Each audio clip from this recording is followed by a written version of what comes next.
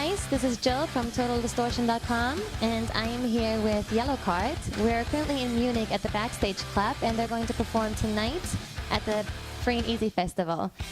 So, how are you doing so far?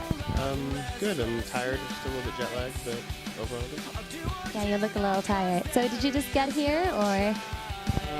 We got into Germany this morning. We've been in Europe for about a week. Before that, we were in South Korea and Japan, so we haven't really been able to get adjusted at all in any of the time we've been doing, so we're kind of just out of the jet lag. So did you do anything exciting this morning? Slept. Very exciting. Yeah, it is when you're jet lagged and you're traveling everywhere. Sometimes sleep doesn't feel like anything. So also just get rested to play the show for the rest of the people. Yeah, for sure. So you excited to play tonight's show? Yeah, this venue always has great shows, like almost every time, so I feel like the Germans in general, they really know how to rock out, and they're usually a good crowd, you know? Alright, well, I wanted to wish you a Yellowcard happy birthday, because this year does mark your anniversary. You are going to release Ocean Avenue Acoustic very soon, in a couple of days, on August 13th, so are you stoked for the release? Yeah, it's fun. It's really cool to hear how the songs turned out, and the way we did them, and I think that fans will be very, very cool. Yeah, it must have been like an amazing way to just kind of, go through the old songs, and did it bring back a lot of memories too?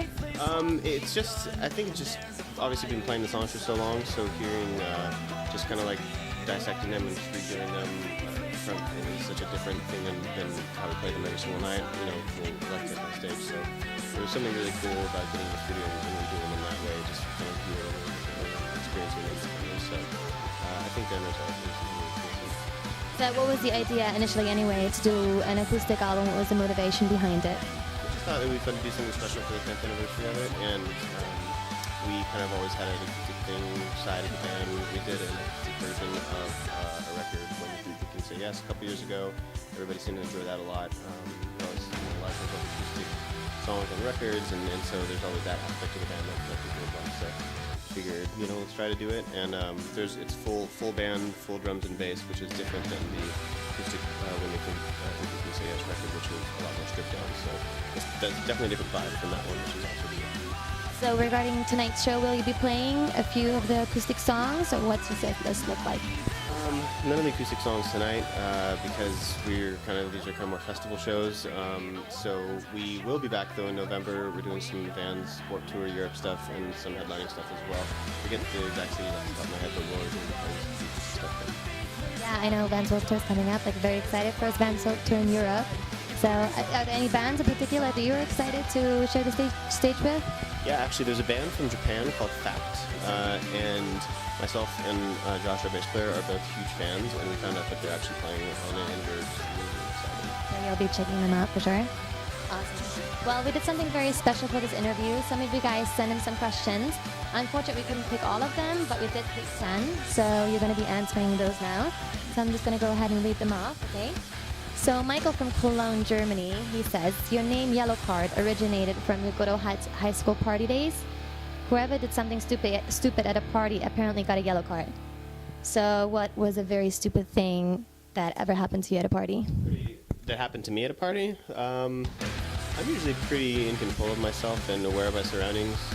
Not everyone is, so I think I don't really have very many interesting stories like that. I'm usually kind of the one that's I'll be overseeing things or maybe keeping control of myself as opposed to letting myself get in bad situations. So unfortunately, it's kind of a boring answer, but it's how I am. So. Yeah, it just actually reminds me of because when we got here, there was actually still a guy passed out laying here, and he just woke up and he's like, by the way, what's the time? It's like, what happened to me? Yeah, I know, me neither. I'm pretty boring that way. So. Yeah, no thanks. All right, well, Jennings from North Shore, Malta. He says, wow, you guys have your 10th anniversary this year. If you guys weren't in the band, what do you believe you would be doing now?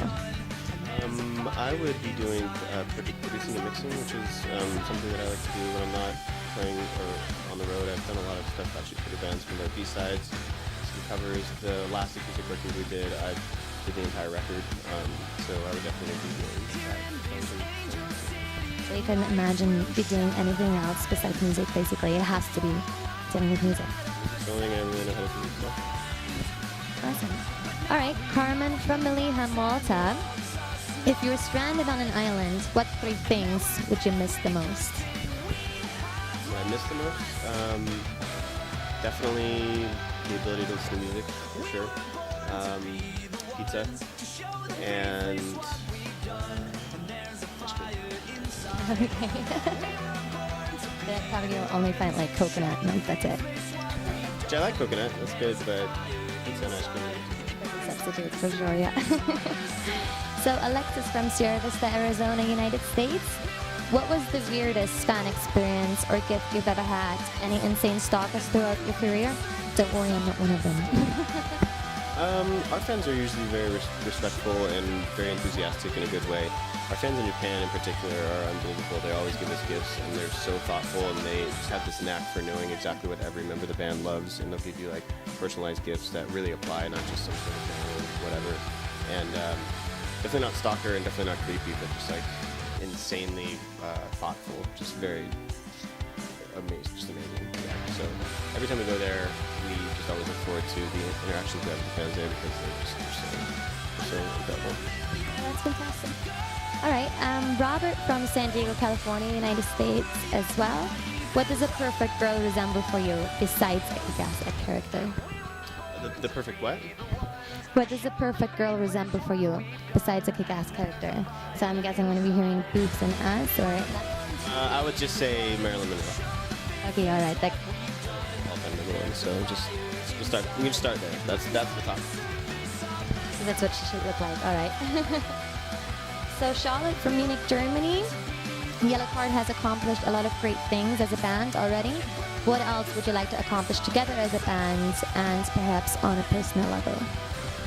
I think that the question says it. I mean, we've definitely accomplished a lot. We've played all over the world, places that we never thought we would ever go to. In a couple days, we're going to South Africa for the first time, and it's amazing. That'll be our sixth continent, so it's pretty incredible. I think that we would just like to continue to have the support and love of our fans who are so supportive of us already, just to continue to be able to play music and put out records that people enjoy and like, and be able to come over here and play for people in Germany and Austria and Netherlands and everywhere else that we play. I think just to continue to do that. Not everyone is able to do it for even the length of time that we've done it, so that's kind of special, and I would like to keep doing that. Nadia from Bergisch Gladbach, Germany. What was your most awkward moment in life that you are rather trying to forget? Awkward moment in life. That's a question that takes some thought. Take your time. Or maybe something awkward that happened on stage when you were performing live? Yeah, actually, just a few days ago, there was an interesting thing. We were playing at a festival in Austria, and there was somebody in the crowd who kept throwing stuff at us on stage. Everybody was drunk. They'd been waiting there all day, just partying. And normally that's fun, but sometimes you get some people that are a little out of control and just throwing bottles and cups and beers and all kinds of stuff like over and over again nonstop. Kept throwing stuff at Ryan and Sean, kept hitting them. And at one point in between songs, they both said, "Hey, if you keep doing that, you need to stop." And so they kept doing it. In the middle of the song, Ryan threw his guitar down, and both of them jumped off of the stage to run and grab the guy because they weren't going to go beat him up or anything. They wanted to grab him and give him to security so security could kick him out. And immediately the guy just ran, just split. But we stopped in the middle of playing, and I was I think I was turned away, and I just saw them stop, and I was like, "What's going on?" And I said, "I'm just going to stand here and just let this bad. I'm not going to do anything." And so, of course, the guy left, and Ryan's guitar ended up breaking when he put it down. The headstock snapped. So that was a pretty not fun moment. I wish people would be more respectful at shows, but I guess not everybody knows how to behave. Exactly. At least if they would be throwing nice stuff like presents or, I don't know, chocolates or something. But not fucking empty bottles, for sure. Or full glasses of beer, Oh my god, yeah, that's dangerous too, Like, what's wrong with the people? Okay, so next question is Aiden from Mosta, Malta.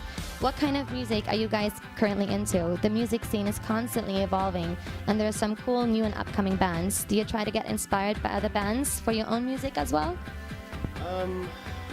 I listen to music that doesn't really sound anything like ours. I listen to a lot of metal, and I listen to a lot of electronic music. So, which bands? Pretty much one of my all-time favorite bands, if not my all-time favorite band, is a band from Sweden called Soilwork, and them and a bunch of the other Scandinavian metal bands like In Flames, The Haunted, At the Gates, that kind of stuff. And then in terms of electronic stuff, right now actually what I'm really into is the new record by a British DJ called John Hopkins. He did a lot of keyboard programming synth work on, I don't know about the most recent, but the second to most recent Coldplay record, Viva La Vida. The intro to that record was actually a piece that he wrote, and they took it and kind of made it theirs. So his solo records are phenomenal. They're very electronic, like totally nothing in our genre at all. I don't really listen to music that sounds like us very much. So that's kind of, I tend to gravitate more towards like super heavy and intense music or like down-tempo and that kind of stuff. So.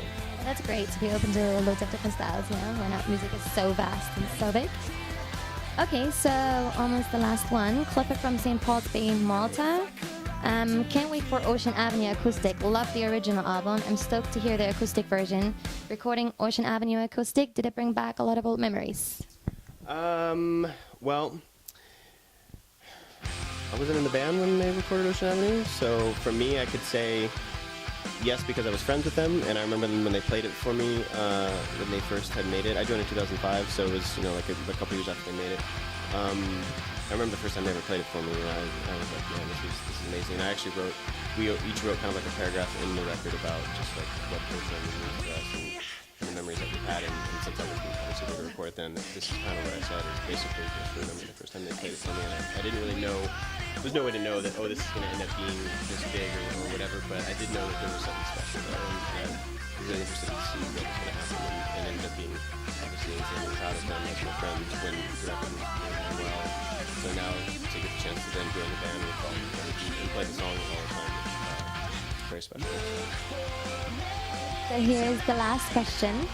Daniel from Liverpool, UK, and this is a very strange question, but a nice one. In the event of a zombie apocalypse, one of your band members gets bitten, what do you do? One of my band members gets bitten? Leave them behind. Oh, absolutely. Yeah, sorry, but when you're in the zombie apocalypse, like, you have to. Survival is first. I mean, why wouldn't you leave them behind? Like, it's unfortunate, but look at 28 days later when the girl's father gets the blood dropped in his eye, like... Thanks for listening, guys. For further updates, visit Total-Distortion.com and make sure to follow Yellowcard on their Facebook page and also follow them on their Twitter.